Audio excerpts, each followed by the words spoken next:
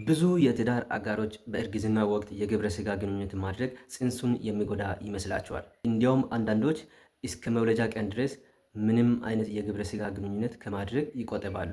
ይሄ ግን በፍጹም ትክክል አይደለም። ዛሬ ብዙዎቻችሁ በውስጥ መስመር እየጠየቃችሁ ያላችሁ ግን አብዛኛው ሰው ደፍሮ ለመጠየቅ የሚያሳቅቅና ግን በጣም ወሳኝ የሆነ መልእክት ይዤላችሁ መጥቻለሁ።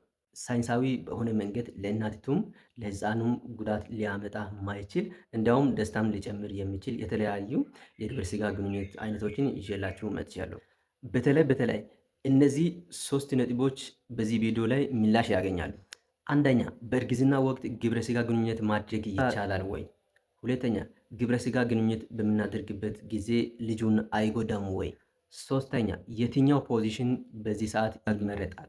የዛሬ ቪዲዮ ሞር ትኩረት የሚያደርገው በእርግዝና ወቅት ማድረግ ያለብን የግብረ ሥጋ ግንኙነት ፖዚሽኖች ሲሆን አስቀድሜ አንድ ትልቅ እውነት ልንገራችሁ። የጤና ባለሙያ ካልከለከለ በስተቀር በእርግዝና ወቅት የግብረ ሥጋ ግንኙነት ማድረግ በጽንሱ ላይ ምንም ጉዳት አያደርስም። ጽንሱ እንግዲህ በእንሽርት ውሃና በጠንካራ በማህፀን ግድግዳ የተጠበቀ ነው።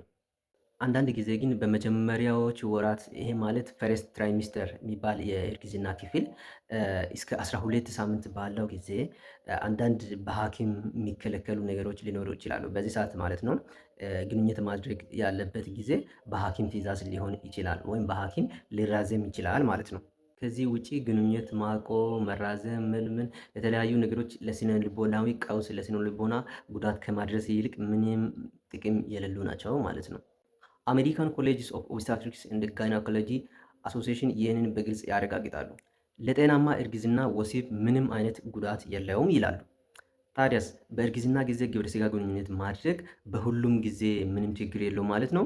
አይደለም። አንዳንድ ሁኔታዎች አሉ። ሙሉ የእርግዝና ክፍልን በሶስት አካፍለን አንዳንድ መደረግ ያለበትም የሌለበትም ነገር እንዳለ እናያለን። አንደኛ ፕሬስት ትራይሚስተር ይባላል።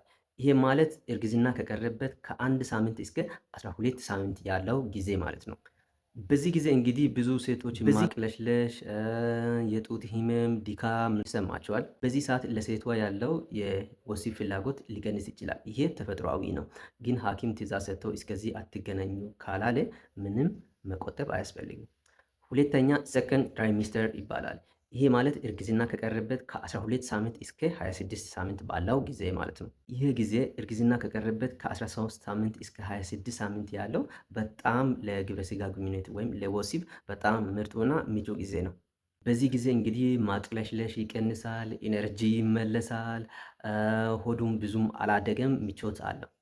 ደግሞ ላለፉት 12 ሳምንታት ሲቀንስ የነበረው የወሲብ ፍላጎትም ለሷ በጣም የሚጨምርበት ጊዜ ነው። ሶስተኛ ሰርድ ትራይሚስተር ይባላል። ይሄ እንግዲህ እርግዝና ከቀረበት ከ27 ሳምንት እስከ መውለጃ ቀን ድረስ ያለው ሳምንት ማለት ነው። በዚህ ጊዜ ግን ሆድ በጣም ስለሚያድግ አንዳንድ ፖዚሽኖች በጣም ምቾት ላይሰጡ ይችላሉ። እንደውም ደግሞ የደም ዝውውር ጫና ስለሚበዛበት በጀርባ ተኝቶ የግብረ ሥጋ ግንኙነት ማድረግ፣ ወሲብ መፈጸም በፍጹም የሚከለከልበት ወቅት ነው ማለት ነው። አሁን ደግሞ ወሳኝ ነጥብ ላይ ደርሰናል። በእርግዝና ወቅት የትኛው ፖዚሽን በጣም ይመረጣል? አንደኛ ሳይድ ላይንግ ወይም ስፑኒንግ ፖዚሽን ይባላል። በዚህ ሰዓት ሁለቱም በጎን ይተኛሉ። ሴትዮዋ ከፊት ባልየዋ ከኋላ ማለት ነው።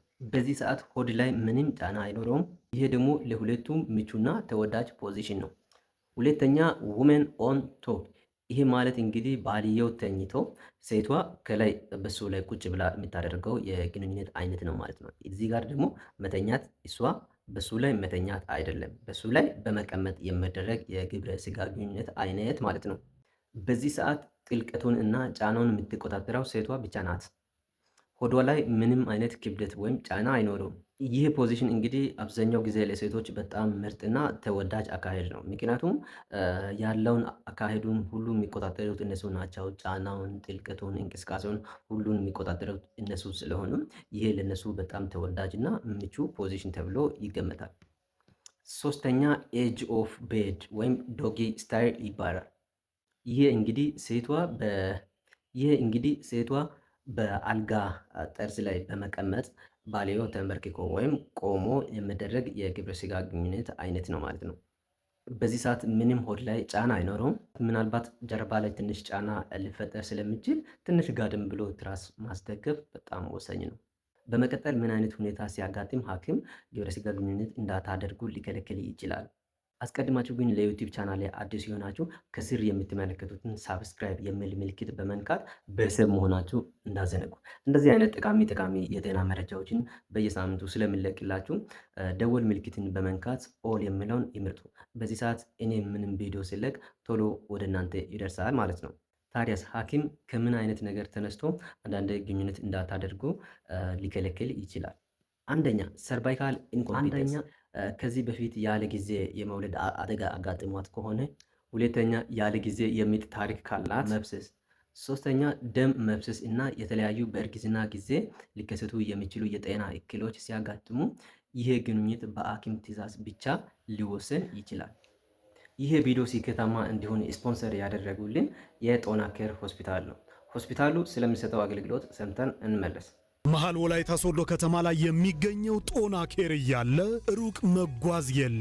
ከ23 በላይ ስፔሻሊስትና ሰብ ስፔሻሊስቶች የተደራጀው ጦና ኬር ሆስፒታል ጎራ ሲሉ ሩቅ ተጉዘው ለተጨማሪ ወጪና እንግልት ተዳርገው ያገኙት የነበረውን የሕክምና አገልግሎት የማህበረሰባችን የመክፈል አቅም ባገናዘበ መልኩ በስፔሻሊስትና በሰብ ስፔሻሊስት ሐኪሞች እኛው ዘንድ እንደምታገኙ ስንገልጽ በታላቅ ደስታ ነው። የውስጥ ደዌ ምርመራና ሕክምና፣ አጠቃላይ ቀዶ ጥገና ሕክምና፣ የአጥንት ቀዶ ጥገና ሕክምና፣ የኩላሊት የፕሮስቴትና የሽንት ቧንቧ ቀዶ ሕክምና፣ የነርቭ የአንጀትና የህብለ ሰረሰር ቀዶ ሕክምና፣ የጽንስና የጨቅላ ሕፃናት እንዲሁም የማህፀን ምርመራና ሕክምና፣ የማዋለድ አገልግሎት፣ የጉሮሮ የጆሮ አጠቃላይ ከአንገት በላይ ምርመራና ሕክምና በጦና ኬር ሆስፒታል ያገኛሉ። ራዲዮሎጂ አገልግሎት፣ አጠቃላይ የስነ ደዌ ባዮፕሲ፣ ኤፍኤንሲ ምርመራ በፓቶሎጂ ስፔሻሊስት ጦና ኬር ሆስፒታል። የት ነው አድራሻው? ወላይታ ሶዶ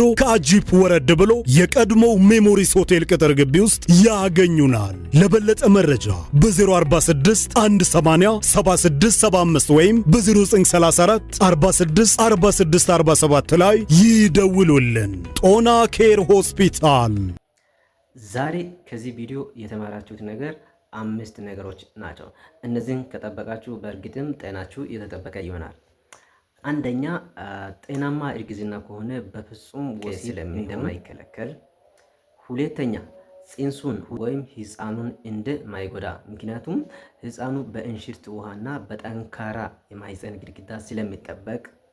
ሶስተኛ በእርግዝና ወቅት ግንኙነት ለማድረግ በጣም ምርጡ ጊዜ እርግዝና ከቀረበት ከ12 ሳምንት እስከ 26 ሳምንት ያለው ጊዜ ወይም ሰከንድ ትራይሚስተር የሚባል የእርግዝና ክፍል መሆኑን። አራተኛ በእርግዝና ወቅት በጣም ምቹ ፖዚሽን ሳይድ ላይንግ፣ ይህ ማለት ሴቷ ከፊት ሆና ባልየው ከኋላ ሆኖ በጎን በመተኛት የሚደረግ የግብረ ስጋ ግንኙነት አይነትና ውመን ኦን ቶፕ፣ ባልየው ከስር ተኝቶ ሴትዋ ከላይ ሆና በሱ ላይ በመቀመጥ የሚደረግ የግብረ ስጋ ግንኙነት መሆኑን። አምስተኛ በአንዳንድ ሁኔታዎች በሐኪም ትዕዛዝ የግብረ ስጋ ግንኙነት ሊራዘምም እንዲቆምም ትዕዛዝ ሊሰጥ እንደሚችል። እነዚህን 5 ነጥቦችን ተግባራዊ ካደረግን በእናቷ ላይም በጽንሷ ላይ የሚመጡ የተለያዩ በእርግዝና ወቅት ጊዜ ሊደርሱ የሚችሉ ጉዳቶችን ሊቀንስ እንችላለን። በተጨማሪ ደግሞ በእርግዝና ወቅት ከወሲብ ጋር ተያይዞ ሊመጡ የሚችሉ የስነ ልቦና ቀውሶችንም መከልከል እንችላለን ማለት ነው። ይህ ቪዲዮ ጠቃሚ ሆኖ ካገኛችሁት ላይክ አድርጉ። እርጉዝ ሴቶችና ባሎቻቸው ካሉ ለነሱ ሼር በማድረግ የጓደኝነት ዝግጅታችሁን መወጣት ትችላላችሁ። እንደዚህ አይነት ጠቃሚ ቪዲዮዎች እንዲያመልጡ ማትፈልጉ ከሆነ ሳብስክራይብ አድርጉ። ቤተሰብ ይሁኑ። ጥያቄ ካላችሁ ኮመንት ስር ጻፉ። እኔ ጋር ሁሉም ጥያቄ ክቡር ነው። እንደው ደግሞ ፈጣን ምላሽ ይሰጣችኋለሁ። እስከሚቀጥለው ቪዲዮ ጤናችሁ ይጠበቅ።